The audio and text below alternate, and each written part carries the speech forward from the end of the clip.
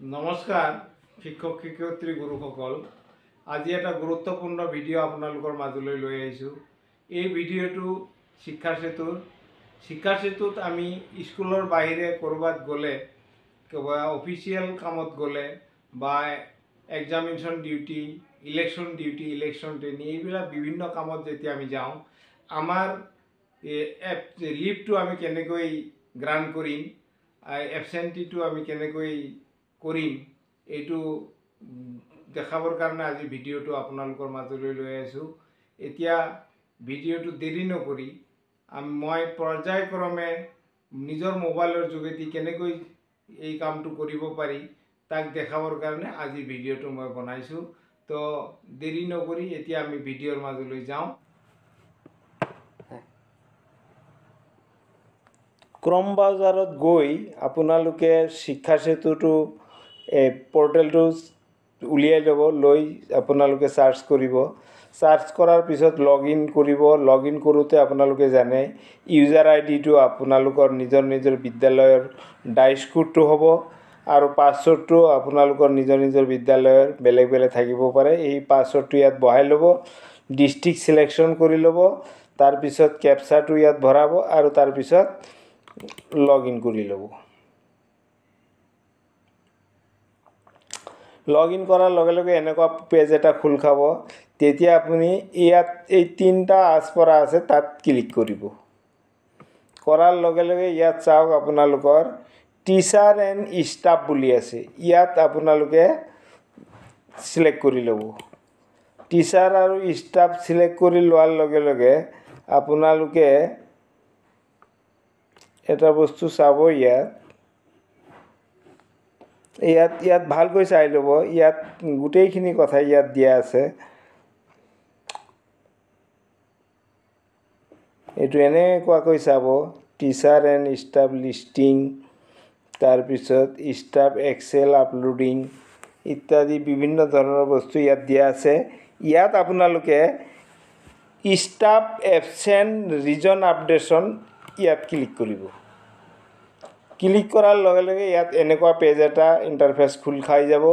তেতিয়া আপোনালোকে update ৰিজনত click কৰিব।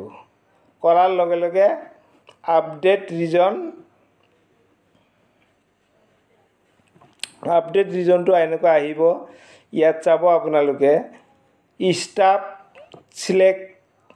ইয়াত চিলেক্ট কৰি ল'ব লাগিব। ষ্টাফ কোন হয়, বিদ্যালয়ৰ কোনজন শিক্ষক হয়, ইয়াত বিভিন্ন ধৰণৰ নাম দিয়া আছে। ধৰক মই এই নামটো চিলেক্ট কৰি দিলোঁ। চিলেক্ট কৰি দিয়াৰ পিছত ইয়াত কৈছে ফ্ৰম ডেট, কোন তাৰিখৰ পৰা।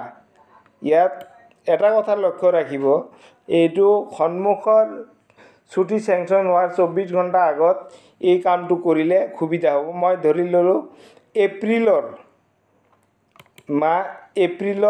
19 তাৰিখে আমাৰ ইলেকশ্যন আছে, ইলেকশ্যন ডিউটিত আমি যাম। তেতিয়া ধৰক 18 তাৰিখৰ পৰা আমি যাব লাগিব। 18 তাৰিখটো মই চিলেক্ট কৰি ল'লোঁ। তো 18 এপ্ৰিলত আমি ইলেকশ্যন ডিউটিত যাব লাগিব। তাৰপিছত 19 তাৰিখ আমি ইয়াত থাকিব লাগিব। এই বস্তুটো চাওক, কিমান তাৰিখলৈকে থাকিম, ইয়াত আপোনাৰ 19 তাৰিখটো চিলেকশ্যন কৰি দিলোঁ। দিয়াৰ ভিতৰত এবচেণ্ট ৰিজন, ইয়াত আপোনালোকে চাব, ইয়াত গুৰুত্বপূৰ্ণ কথাখিনি আছে। এবচেণ্ট ৰিজনটো আপুনি চাব যে ট্ৰেইনিঙৰ কাৰণে election duty, office duty, meeting, half day, meeting full day, hearing, এনেকুৱা ধৰণৰ যিকোনো কামৰ যিটো অৰ্ডাৰ আছে, এই অৰ্ডাৰটো আপুনি ধৰক 18-19 তাৰিখে ইলেকশ্যন ডিউটি আছে। ইলেকশ্যন ডিউটিটো ইয়াত চিলেক্ট কৰিলোঁ। এতিয়া আমি কাম কৰিব লাগিব আপলোড ডকুমেণ্টছ। ইলেকশ্যন ডিউটিৰ চাৰ্টিফিকেটটো আমি ইলেকশ্যন ডিউটিৰ অৰ্ডাৰটো ইয়াত আমি আপলোড কৰিব লাগিব। ইয়াত কিন্তু এটা কথা চাব, allow JPEG, PNG, PDF, maximum image size 5 MB হ'ব লাগিব। এইখিনি কৰাৰ পিছত আপুনি ছাবমিট কৰি দিয়াৰ লগে লগে সেই এবচেণ্টিটো আপোনাৰ ইয়াত ৰেকৰ্ড হৈ যাব। তো এতিয়া মই ডকুমেণ্টছ ইয়াত আপলোড কৰা নাই, ডকুমেণ্টছ আপলোড কৰিলেই আপোনালোকৰ ষ্টেটাছ ইয়াত আহি যাব। Serial number, staff name, staff mobile number, তাৰপিছত আপোনাৰ staff mobile number, apply date, from date, to date, reason, attachment, status, action, এই গোটেই বস্তুখিনি ইয়াত ওলাই আহিব। তেতিয়া আপোনাৰ ছুটিটো গ্ৰাণ্ট হ'ব, যে আপুনি বাহিৰত আছে বুলি ইয়াত প্ৰমাণ হ'ব। একো অসুবিধা নাই। স্কুলত নাথাকিলে এই কামখিনি কৰি আপুনি আপোনাৰ প্ৰেজেণ্টটো শ্ব' কৰিব পাৰিব। ধন্যবাদ। আপোনালোকে এই ভিডিঅ'টো ভালকৈ চাই এই কামখিনি কৰিব, যাতে আগন্তুক দিনত আমাৰ অসুবিধা নহয়।